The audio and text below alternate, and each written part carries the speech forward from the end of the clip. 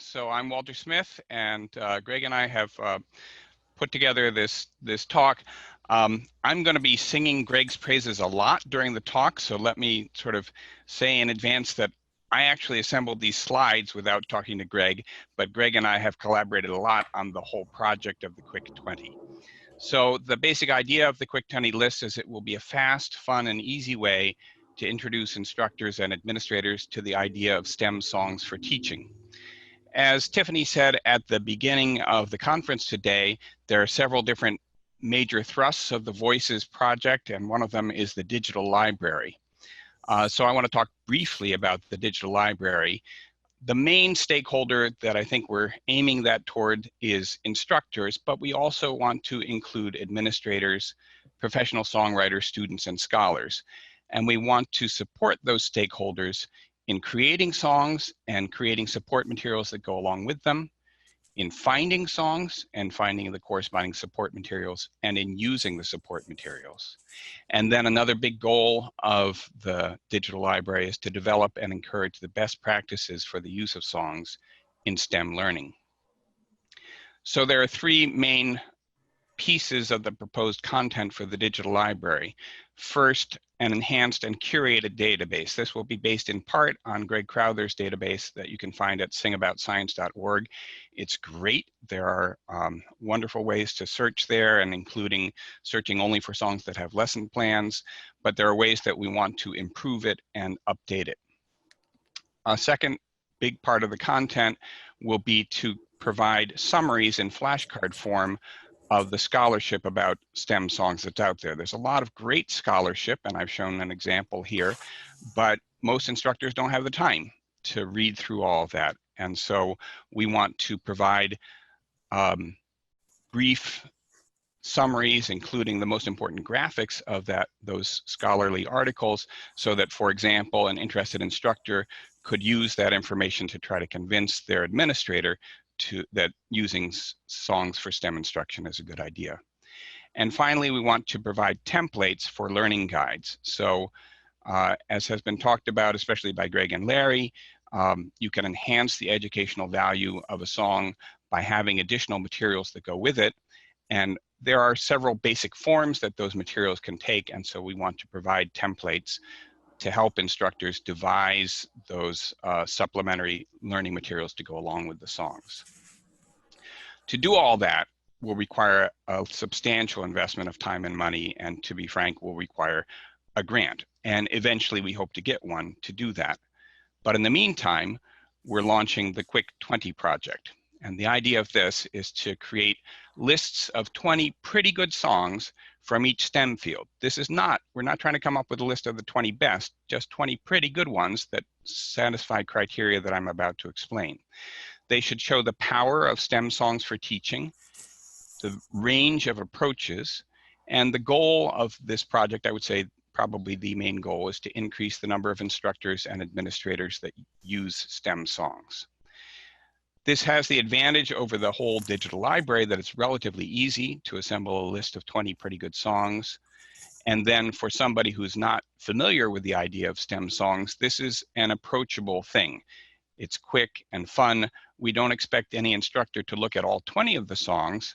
There will be songs from various different educational levels, and so each instructor will probably only look at the songs relevant for the level at which they teach.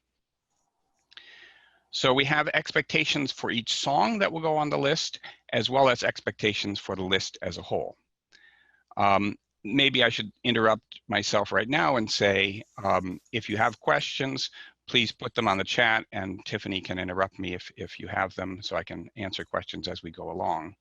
Also, this is a work that's very much in progress. So we have one of these Quick 20 lists that has more or less been created by Greg, the one for biology, but none of the other ones are fully developed yet.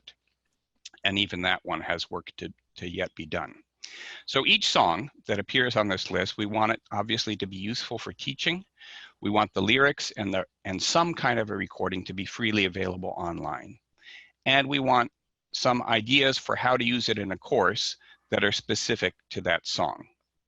So I'm going to give you two examples of songs that fulfill all three of these categories, and they have different types of supplementary learning materials. And so you'll get a chance to judge for yourself what are the effectiveness of each of these different ways of supplementing the song. So pay attention and be ready to answer some questions about the song. So first we're going to start with the song I'm a Virus by Glenn Wolkenfeld, who is a semi-professional.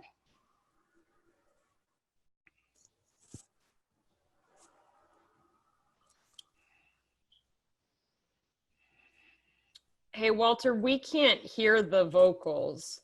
Oh, is there a way that I need to, I'm going to pause it. Is there a way I need to, I thought I had already shared my audio. Let me see if Bob, do you by chance know the answer to that? I got it here. Oh, you got it? Yep, let me try it again. All right. Let's start it over. Can you hear me now? Yep. I'm a virus, an infectious particle, an anthug, a pirate, the genuine article, Ebola, chicken pox, West Nile, influenza, yellow fever, AIDS, herpes, SARS are coming right at me. I'm not a cell, not an independent organism, don't even have my own metabolism. I only reproduce myself by taking over cells, then I bust them apart, the wonder you reveal well. The structure is simple, mostly proteins and genes, packaged as a sub-micron killing machine. The capsule's made of capsules and self-assemble. Whenever cells see me, they start to tremble inside my capsid is where my genes reside. I got DNA or RNA on the inside, and the rest of me is various protein control is assisting in assault cells and taking control. I'm a virus, control cells around me. I'm a virus, control cells around me. The lyrics I can show. Okay, so that's enough of that. So I'm not going to play the whole song because we don't quite have time. But this is the main supporting material that Glenn provides. It's pretty fun. You use your mouse to grab the lyric words from the top and fill them into the lyrics. So here are the lyrics of the first verse. So for example, when it says, I'm a virus, I'm a blank particle, you would grab the infectious and drag it down to that. And similarly here. And Glenn has rather carefully chosen the words that are blanked out so that if you're able to fill it in, it's really reinforcing the educational lessons that he's trying to get across with this song. And here's how it looks after you've filled it all in. So you get some positive feedback and then you go on to do the next verse. I now want to show you a different example. This is Greg's song, I don't know how to pronounce this, Poiseuille's Law. And this is a rather different style of video, somewhat lower tech production values, but just as effective educationally. And this is a shorter song, so I'm going to play the whole thing. And again, we're going to look at the supplementary materials that Greg has devised, so be ready to try to answer the questions for them. 1, 2, 1, 2, 3. When you want to think alike Poiseuille, there's a formula you employ. When the blood flows around and around and around, the flow rate through a given vessel can be found as R times R times R times R. That's R to the 4th times delta P. And that's all divided by 8 over pi times the length of the vessel times viscosity. R times R times R times R. That's R to the 4th times delta P. And that's all divided by 8 over pi times the length of the vessel times viscosity. Right. So now let's see the lesson plan that Greg has posted with this. He posts a fairly generic lesson plan that really you could use this first page with just about any song. But then along with it, he also posts study questions that are specific to this song. And he's done a great job with these. And it's quite interesting that the study questions probe not just the content of the song, but the associated content that the students have been learning, and the song is perhaps serving as kind of a capstone experience. So for example, it asks, in what units should the answer of Poiseuille's law be reported? That's not actually in the song, but they will have learned that, or they will have understood it if they've understood the basic idea that's trying to be communicated. And then in question 5, it asks, is this the same delta P that is in Fick's law of diffusion? So there, Greg is referencing something that the students have learned earlier in the course and trying to tie things together for them. So it's interesting to me that with this relatively low-tech approach to developing supplementary material, you can get the students to be quite thoughtful about the song content. Okay, and he also provides the answers to each of these questions, and of course that's really helpful for instructors that are in a hurry. So, as I mentioned before, we have expectations for each song, but just as importantly, we have expectations for the list as a whole. So we want to have examples from every educational level, starting at middle school on up through advanced undergraduate level, to the extent possible. There are some cases where there's usually not as many songs, for example, at the advanced undergraduate level. To the extent possible, we'd like to have a reasonable gender balance of song authors and performers. In some fields, let's say in my field of physics, that's challenging. There's not that many songs that are written or performed by women, but there are some, and it's important to have that balance on the list. Each song should be labeled with a general area and topic, and we'd like the list to include at least 3 general areas. So each of these are pretty strong expectations for the list. You could more or less think of them as requirements.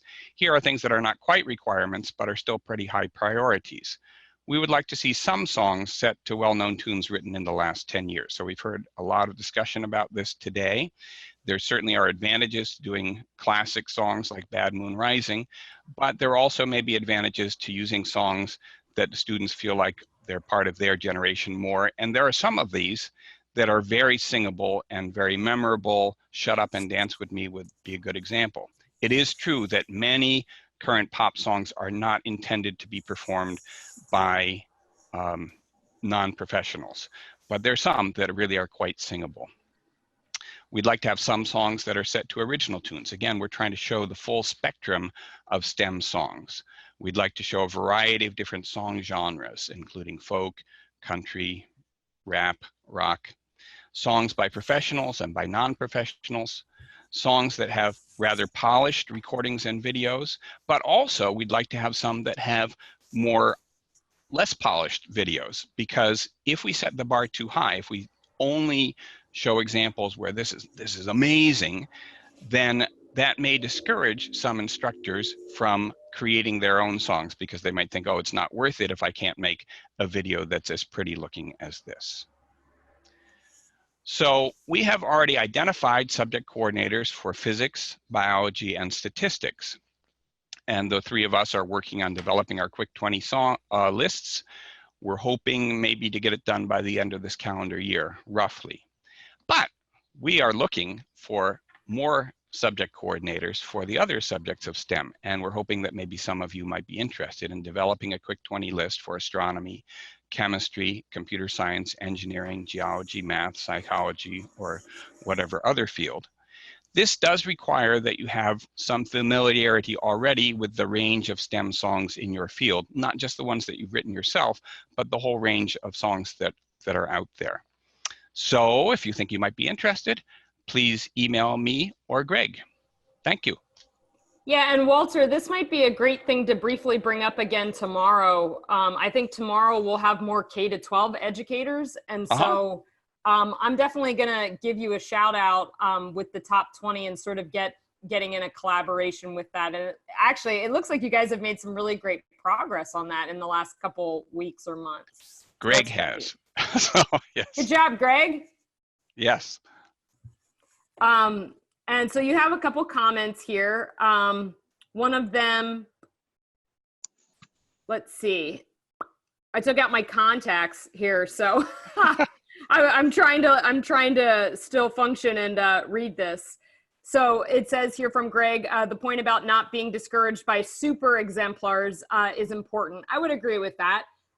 That you could have just a great lesson, and some of those people really have pretty well done production videos, and that does take a lot of money and a lot of time and a lot of energy, but I think that there's a lot of creativity out there that anybody could offer if they have an interest. Yeah, and I would say you don't necessarily even need to have a video, but you can relatively easily create a video using PowerPoint the way I assume that's what Greg did on his.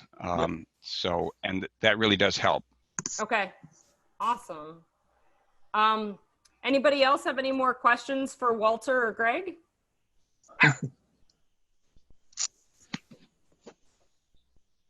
Oh, Larry says that the statistics 20 is done. So that's Excellent. kind of a cool thing. Awesome. Yeah. One thing that I forgot to mention is when I say that we want to have educational materials to back up each of the songs that are on the 20 list, in most cases, the subject coordinator is going to have to either create those materials themselves or work with the author of the song to create the materials, because there's a lot of great songs out there.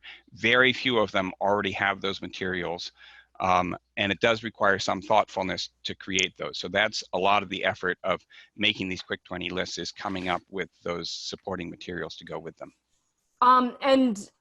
The other question I had is, we had talked briefly about creating sort of like a template with respect to different types of songs. Is that still in the works, or with respect to like lesson plans and different things like that?